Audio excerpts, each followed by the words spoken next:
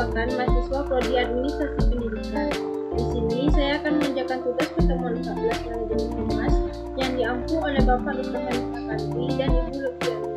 Tugasnya yaitu membuat video menganalisis tentang mengelola komplain pelanggan yang disajikan oleh Bapak dan Ibu di dalam Learning 2 UMT. Baiklah, saya akan menyampaikan analisis atau kesimpulan yang saya dapatkan dari video.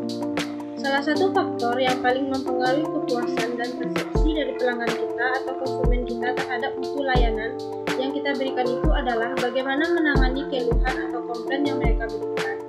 Jadi jangan hanya saat segala sesuatu menjadi lancar, konsumen memberikan satu pujian, kita memberikan senyuman dan layanan prima kepada mereka, dan pada saat komplain dan keluhan yang disampaikan mereka, kita justru tidak peduli, malah kita terkesan marah atau sulit untuk menerima kritikan dan masukan.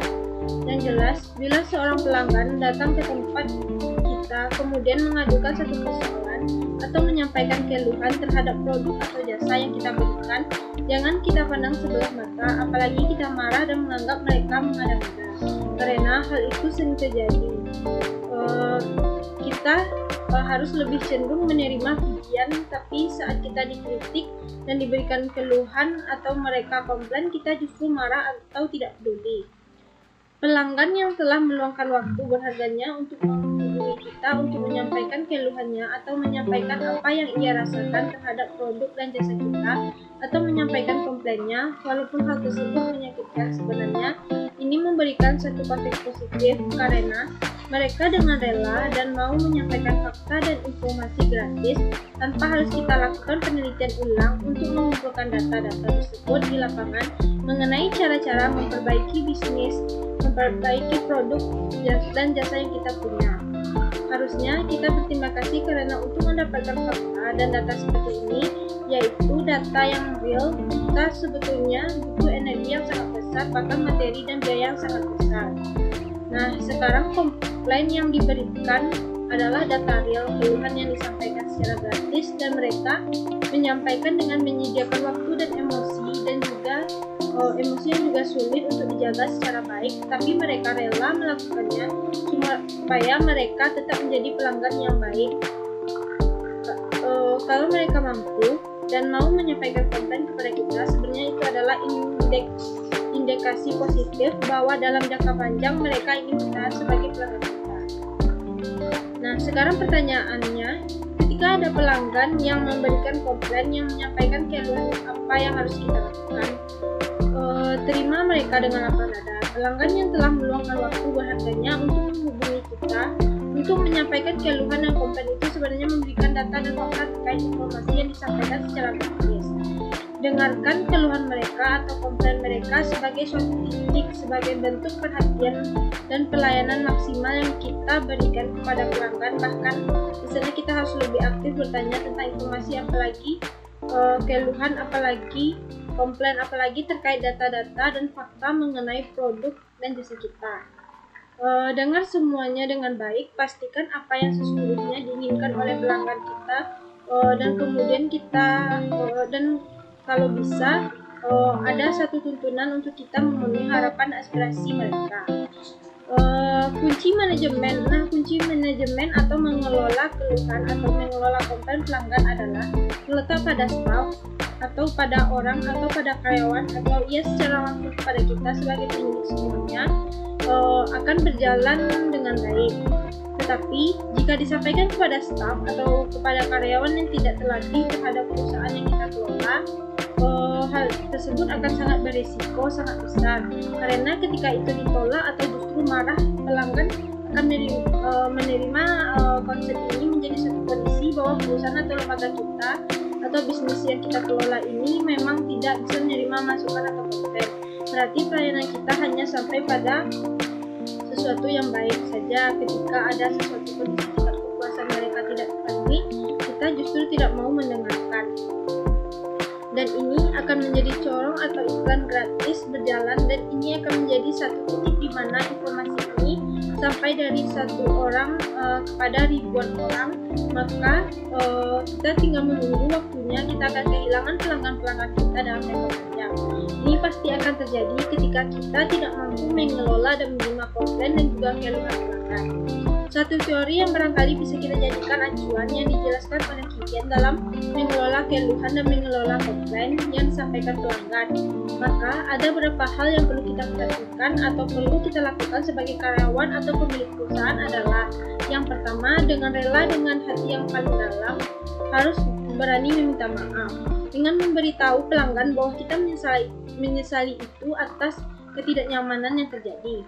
Kedua, yang harus kita lakukan adalah penting sekali buat kita menyatakan atau menyampaikan kembali keluhan dengan menggunakan kata-kata sendiri yang mengajukan bahwa kita benar-benar memahami keluhan yang telah disampaikan oleh pelanggan, serta satu kondisi yang menyatakan bahwa kita paham dan menerima dengan lapang dada semua statement yang disampaikan atau keluhan yang disampaikan mereka.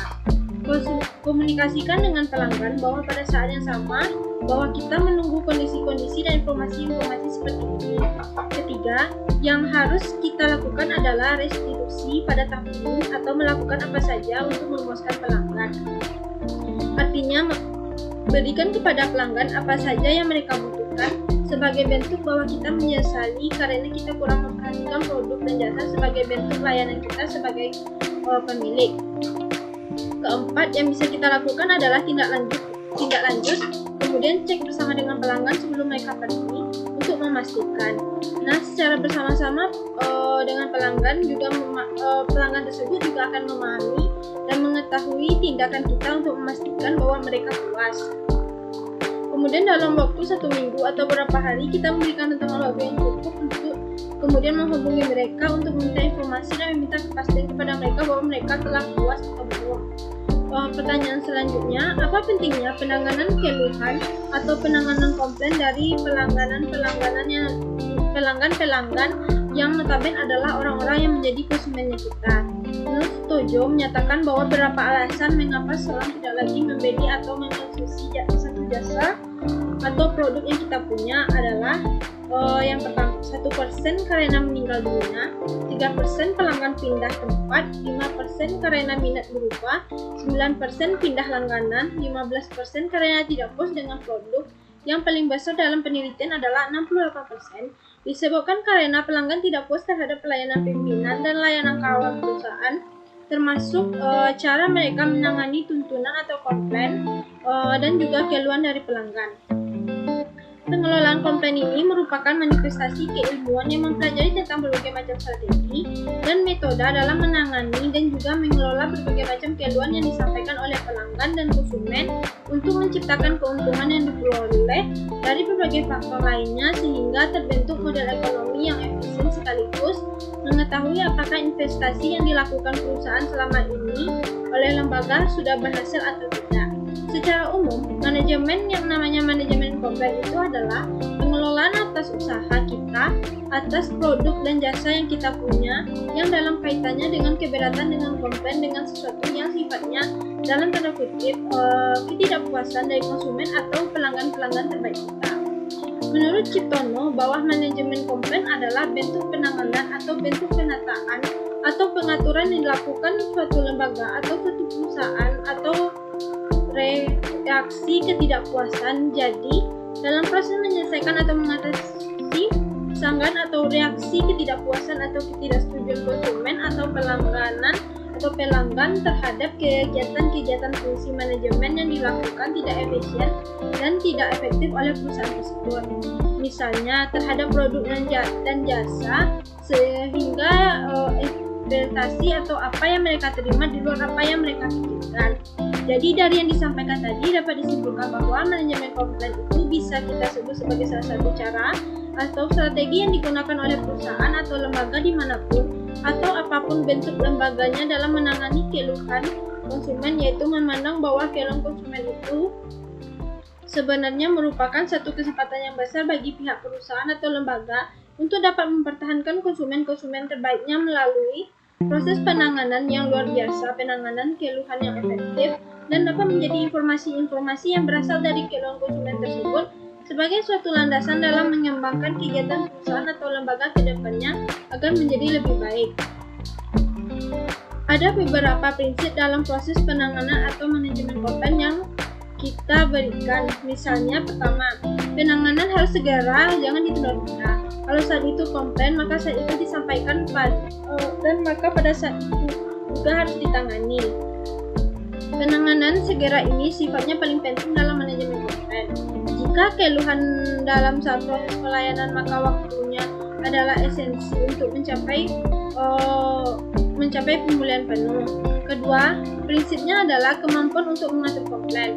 Kemampuan mengatur komplain harus punya energi dan skill yang didesain sedemikian rupa atau menangani komplain yang sangat penting. Sukses pentingnya penyelesaian masalah yang dihadapi pelanggan yang notabene adalah masalah perusahaan kita. Karena kecepatan penyelesaian masalah, maka kemampuan menangani dan mengatur komplain biasanya diserahkan kepada lini depan dan itu ditangani dengan baik oleh perusahaan. Ketiga, daya tangkap. Daya tangkap kita berarti komplain akan diselesaikan secara cepat dan memang responsif. Jika komplain tidak dapat diselesaikan secepatnya, maka setidaknya perusahaan mengkomunikasikan fakta ini kepada pelanggan bahwa kita akan melakukan penanganan, bahwa kita akan menerima dan akan segera melakukan eksekusi atas komplain yang mereka sampaikan. Dua hal yang harus dilakukan oleh perusahaan adalah pertama, tanggapi dengan segera kemudian berikan reaksi. Kedua, beritahukan pelanggan apa yang akan kita lakukan dan harus memuaskan mereka. Harapan konsumen atas penanganan keluhan yang disampaikannya kepada kita. Dalam melakukan dan menyampaikan keluhan, konsumen sebenarnya memiliki harapan-harapan yang luar biasa atas keluhan yang mereka utarakan tersebut. Yang jelas secara spesifik, konsumen mengharapkan satu keadilan, kejujuran, dan kewajiban dari pihak perusahaan dalam menangani setiap keluhan atau ketidakpuasan yang mereka sampaikan. Menurut Step Brown dan Step Egg yang dikutip dari Anastasia, barangkali bisa kita jadikan sebagai satu statement untuk melihat bagaimana keadilan yang diharapkan oleh konsumen pada saat perusahaan menangani keluhan mereka. Anastasia membaginya menjadi tiga, yaitu pertama, outcome fairness, di mana konsumen dalam di sini mengharapkan satu kebijakan atau kompensasi yang sesuai dengan kekecewaan mereka. Yang kedua, procedural fairness. Selain komplain dan kompensasi yang setimpal, konsumen sebenarnya juga mengharapkan satu kebijaksanaan dan peraturan perusahaan serta proses penanganan keluhan yang tidak menyita waktu mereka terlalu lama. Yang ketiga, intraprofessional fairness disampaikan harapan-harapan konsumen. Konsumen juga sangat mengharapkan untuk diperlakukan secara sopan, ramah, dan jujur. Kemudian bentuk keadilan ini sebenarnya sangat mendominasi sikap dan perusahaan konsumen terhadap hasil dan proses penanganan keluhan oleh perusahaan. Sekian materi yang dapat saya sampaikan. Jika ada salah, saya mohon maaf. Assalamualaikum warahmatullahi wabarakatuh.